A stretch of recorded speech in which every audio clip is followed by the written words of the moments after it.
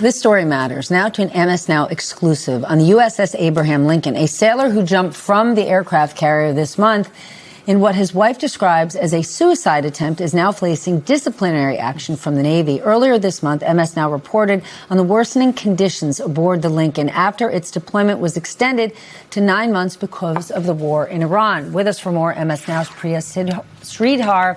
Priya, tell us more about your reporting. It's a normal response for the Navy, but isn't there a caveat that he's suffering from mental health issues? Yeah, I think that's a great point, Steph. As you mentioned, this 19-year-old sailor jumped off the USS Abraham Lincoln on August 3rd, and he's now facing disciplinary charges. He's essentially being accused of violating 2 different articles of the Uniform Code of Military Justice, one for what's called malingering, which is essentially when a service member fakes an injury or illness to attempt avoiding work, duty, or service. And the other article is for allegedly leaving his work duty station without the proper authority. So now he's facing this non-judicial punishment process, which could cut his pay in half. Now, this young man actually had a baby back in February when he was on this deployment. He also has a 3.5-year-old son. His wife has told me that he joined the military to provide a better life for his family and some financial stability. And when he first jumped off the ship, she said that she frankly wasn't surprised that he did because he had been texting her since about the middle of his deployment, expressing to her that he was exhausted and depressed. And she told me that he had gone to his chain of command and the ship's medical team repeatedly. And when he did jump off the ship, she didn't discover that that even happened from the Navy itself. She found out about it from one of his squadron mates. She reached out to the Navy, and it took them 5 days until they finally said something to her. He was then medically evacuated from the ship, taken back to San Diego. He got back to San Diego exactly 2 weeks ago, spent 5 days in the hospital where, according to her, they were mostly monitoring his physical health and checking his vitals. And he didn't have his first mental health therapy appointment until yesterday. So I think all of this is raising a lot of concerns about how the military handles these mental health crises, especially, Steph, given the fact that I've talked to so many family members of service members on the USS Lincoln who have expressed to me that they're extremely concerned about their loved ones' mental health, given the fact that this deployment has gotten repeatedly extended and they're facing so many difficult conditions, including food and supply shortages. Priya, thank you. Randy, what do you think about this? I mean, I don't know that much about the military and the rules, and it seems like there's always been sort of, it's a rule-based job, right?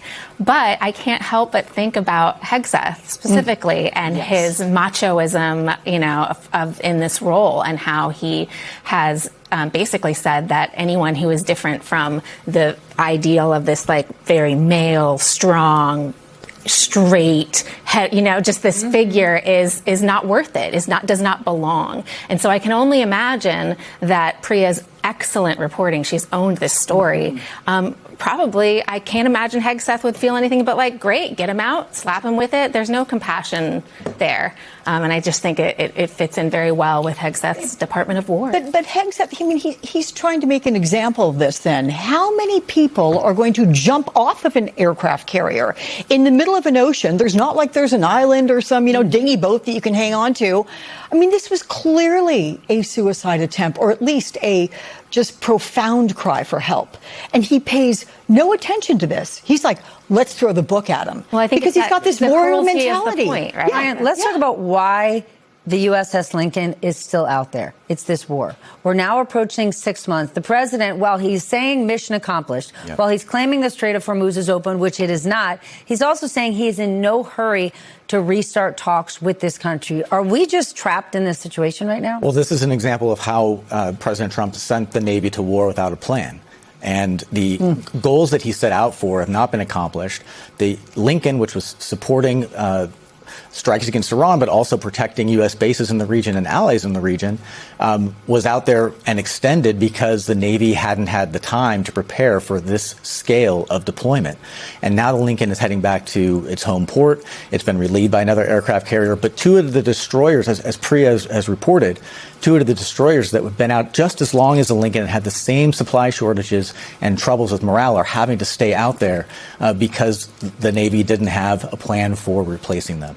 So this is an example of President Trump and Secretary Hegseth sending the country into war without thinking through the long-term implications. And they're sending the Lincoln to Thailand after 250 days at sea. It is not one of the countries that's known for constrained behavior among people who have been isolated for as long as they have been. And so, there are all kinds of attendant risks that go along, not just with the length of deployment, but where they're stopping off first. There's not like they're going to get health checks. They're not going to get mental health checks. They're not going to get physical health checks. They're going to be, they're going to have shore leave in a place that, was probably not optimal for a group that's been at sea all this time. Let me ask you about another consequence from this war. U.S. diesel, not just prices, but supplies are now hitting a seasonal low in terms of supplies. What is the impact of this? So this means higher food prices, higher shipping prices. Again, no break on groceries, right? Because the way in which we transport our food,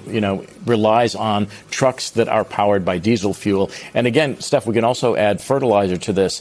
U.S. farmers are suffering with lower and smaller crops because they cannot get fertilizer out of the Strait of Hormuz. All the attendant ingredients that go into making fertilizer are unavailable. And so once again, we're in the same situation where this war is not only having an impact on energy prices, gasoline for consumers, but also, diesel for shipping and transportation, fertilizer for food. All of these things are still being disrupted. And again, there's no plan, there's no offset, there's no backup for any of this. And our strategic petroleum reserve is down to levels we've not seen since 1982. Then go back to Alex's earlier point or her question. We have seen this administration keep moving the goalpost. Since Donald Trump took office this second time, the economy is going to boom in a few months. Now they're simply saying prices are going to come down. Do you see anything besides them potentially hoping and praying that the war in Ukraine ends and maybe that can help lower oil prices? And that's such a low probability. Is there anything that you are seeing them do strategically that will help us economically? No, strategically, no. I mean, this kind of theater that's being taken place with the Treasury Secretary about trying to lower interest rates by buying back bonds. I won't get into the details. If he buys bonds, he drives interest rates lower. That could help mortgages, car loans, and so on and so forth. But it's not working. Is all at the margin. I mean, it's very, very small stuff. There is no grand plan. There is no large-scale policy initiative coming out of this administration or Congress, for that matter, that would affect prices, that would increase employment outside of what's happening with artificial intelligence, which is really right now the driver of economic growth in the United States. The build-out of AI infrastructure has accounted for more than half of our growth recently, and the spending among the top 20% of wage earners in this country is the other prop. Aside from that, there is not a lot going on that is driving the economy forward, and our growth rate is 1.5% currently. Then given that, right, The Atlantic is reporting that Pete Hegseth and Donald Trump want to put Iran in the rearview mirror. They want to redirect our attention. How are they going to do that? Right. Besides all of our coverage of the actual war, let's pretend there was no coverage of the war.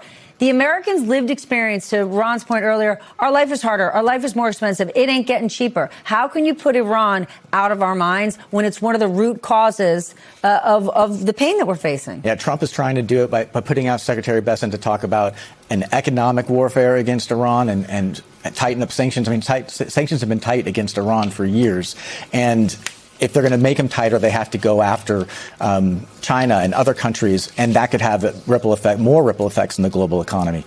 So Trump, clearly he has tried to lower the temperature and tried to put this out of the front pages of the papers, but it's not going to go away. And also, Iran still has a stranglehold on the Strait of Hormuz. Only a few ships are getting through. But you don't lower the temperature when day in and day out you lie to reporters about the state of this war. You don't. Yeah. May I add one point? One, quick. Okay, so the war between Russia and Ukraine is intensifying. Wheat prices are at a 3-year high. There is a lot of wheat that is locked in Ukraine that cannot leave the country. And so even that and the war is expected to intensify. There was talk in Bloomberg yesterday of Vladimir Putin contemplating using a battlefield tactical nuclear weapon on Ukraine. You're talking about disruptions, and a very low probability, to be sure. But even the war as it stands right now is affecting the cost of food. And Ukraine's grain, which typically goes to places like Egypt, is locked in, can't leave the country.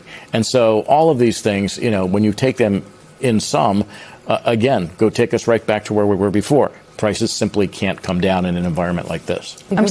I'm sorry, that Atlantic article, it's a strategy to, hey, let's hope that Iran can get pushed to the background, and then let's hope that gas prices come down. Have you looked up the word strategy and know what that is? That's not a strategy. It's ridiculous. Nonsense.